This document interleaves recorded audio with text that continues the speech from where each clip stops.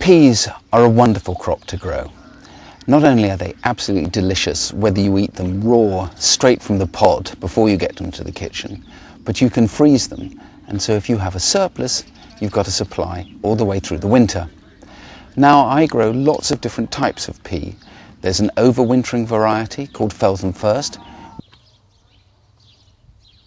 which are now starting to grow on strongly as the weather gets better. But I like to grow old-fashioned varieties too, and there's a wonderful one called Robinson. It grows to 6 foot or more high, so it needs a great deal of staking, and that's a game in itself to be able to support them properly.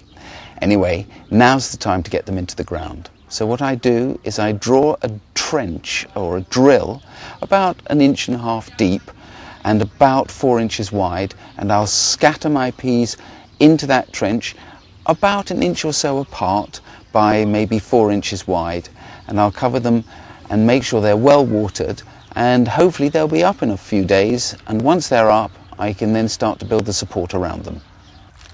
Peas are also a wonderful thing to grow because you can save seed for the following year.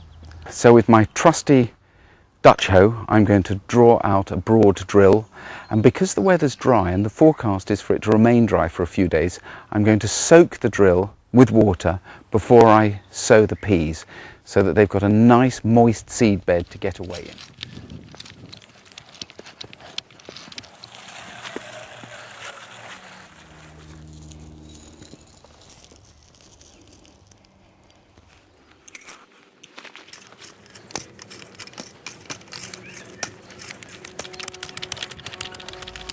And the last water over the top to make sure that the seedbed is beautifully moist.